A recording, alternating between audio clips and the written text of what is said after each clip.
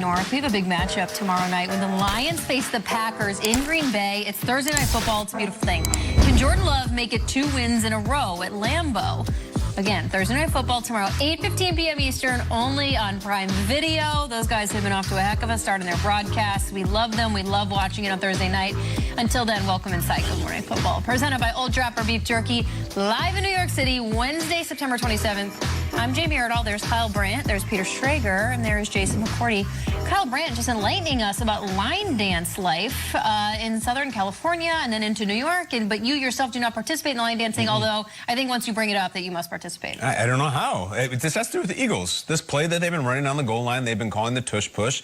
Peter had a monologue last segment that we should change it. A passionate case. Yes, and that name. And my point was, those of you who know and who understand that like to line dance or country music, for years already there has been a dance called the tush push. It is taken, it is used elsewhere, so we can do better for the Philadelphia Eagles. I'm telling you, Peter's getting behind brotherly shove. I'm okay with brotherly shove. I think it's an upgrade from tush I push. like brotherly shove because it comes from the fans. Yeah. This comes from the depth of Reddit, which is where all the true fans are. Subreddit, all that stuff.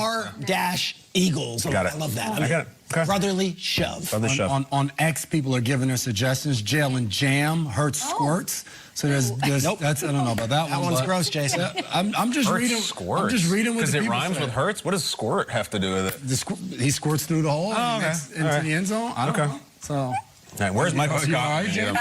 Hey now. That's it. You all right? Kyle's face, no, I am not okay.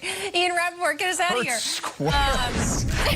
Can I even say that, Ian? All right, go ahead. Squirts, Ian. Thoughts? Ian, say things, I please. think I have to clear my browser history. Wait, No, go. you know Let's what? go. I don't want to say something because I want to watch Jamie just laugh and try not No, to. This is I like me in can't. like It's French squirming, class in I'm 8th grade. sweating. Me and Mike Hacker just dying, getting kicked out Mike for Hacker, laughing. shout out. Yeah. No. Shout out to the hack. Anyway, Injuries. Somebody must be hurt. Mike Hacker was huffing paint during recess. I know it. Go ahead, Ian. let's keep Jamie on screen so she can just laugh. No, actually don't. All right, let's get to some injuries. Not a laughing matter, although I would say a little more optimistic than the usual kind of pessimistic injury updates we're often giving.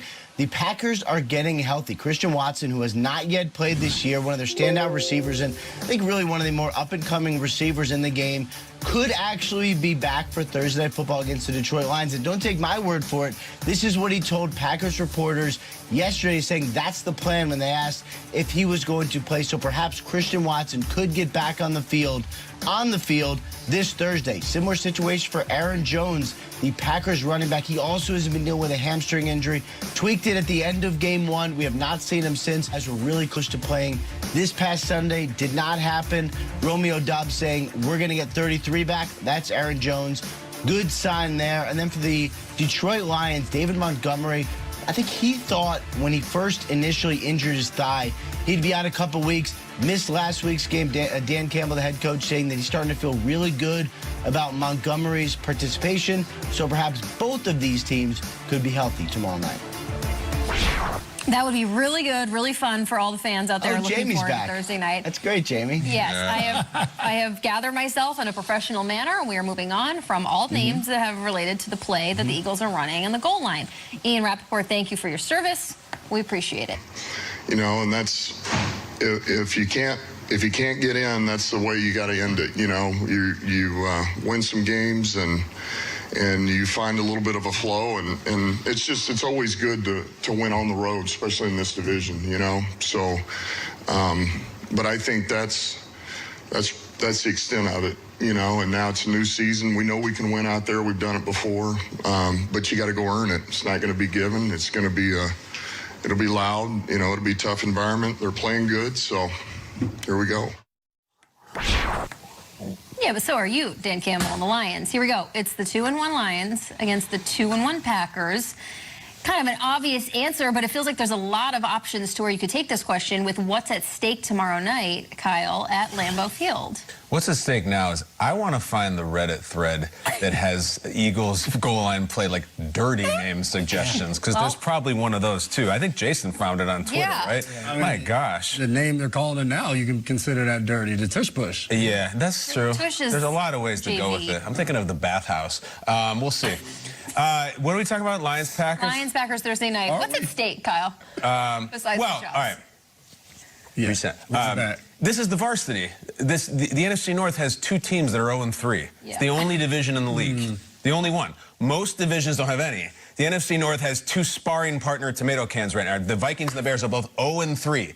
These 2 teams are like, we can win some games here. We're 2-1, so it's actually really a pivotal win. I just think, I know it's week 4 and we play 57 weeks or whatever, but like, if you get this win, like you have that in your pocket. We beat you week 4. We got you, because the Bears aren't going to become anything this season unless the Vikings really do the comeback thing. I don't know if they're going to figure in this. They're 0-3. So I'm trying to make this week 4 more pivotal than it is. Maybe like, I feel like Dolphins-Bills is a huge game. I know it isn't in the scheme of things, but this one just purely on the math. If half the division is in ashes and you guys are both 2-1, this is more than a normal win. Not to mention reestablishing Jordan Love in his first game against the Lions. Just purely by the numbers, you kind of got to have this one. Yeah, what I love, you're saying establish Jordan Love, and Jordan Love is like the new kid on the block. He just moved into the house of the town bully. This guy's been just ruining everybody since he showed up, and he's now in that house, and that guy left town because it was like in Friday when Craig beats up Debo, and like Debo's now,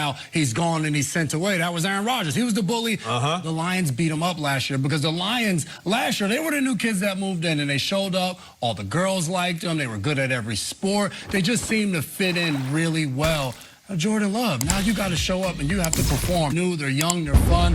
And for Green Bay, it's like we feel like we got our guy. So if you got your guy, he has to go in there his first chance against Detroit in the division. He already showed up against the Bears, and now it's the next chink in the armor. What do you think what kind of new kid in school would Jordan Love be, Peter? Like the smart kid or like the popular one, the quiet one? New backpack, new sneakers. Everyone's like, he looks the part, he's flashy his name, but like we're a little skeptical. And then after 3 weeks, I think he's starting to show. It's cool. He gets pretty cool. I like this kid. Jan Sport. Let's have a play I date. think he's the kid that moves in from like the high school that has the really good football team, and you don't like, what is he about? You didn't know anything. Like, he's quiet, and then all of a sudden he starts to emerge, and you're like, wait, I think this kid can hang, and you like want him to be a part of your group now. Yeah, look, in the Lions, they were not the cool high school for decades. They were, and I expected them to be the story. Can I be disappointed with the Lions at 2-1? Is that okay to say that? Talk. They're coming off a great win against the Falcons where they were undermanned and they found a way to hold their home turf. But I came on this show in August and I said this is going to be the #1 offense in the league.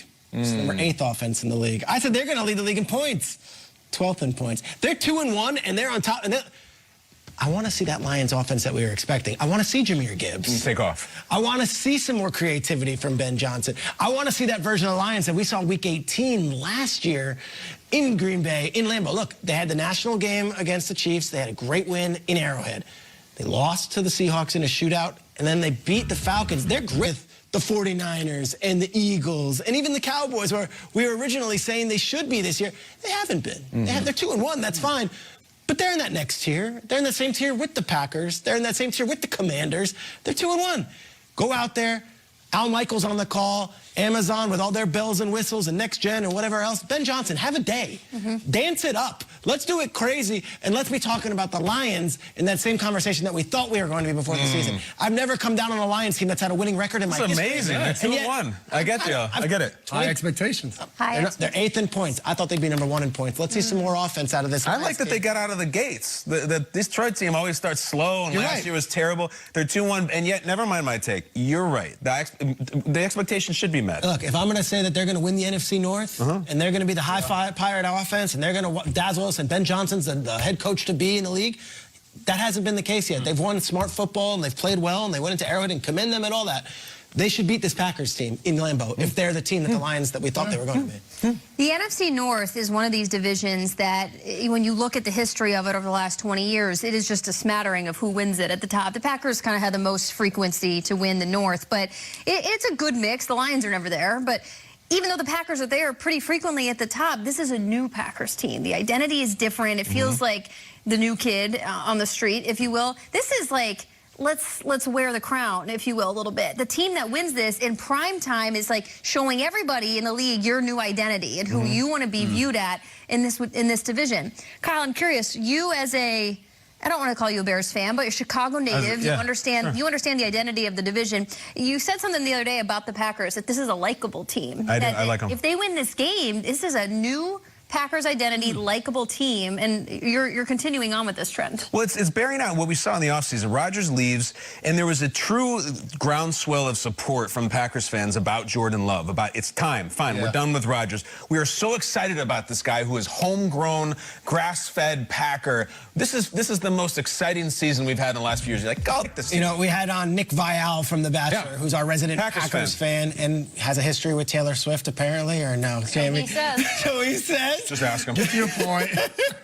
Nick came on and said, you know, as much as we love Rodgers and we're grateful for Rodgers and Favre, this is in August. He's like, there's no pressure. Like, this is a fun team for us. We're enjoying it. So I think that everyone in the NFL is curious about Jordan Love, and I think we're all kind of curious.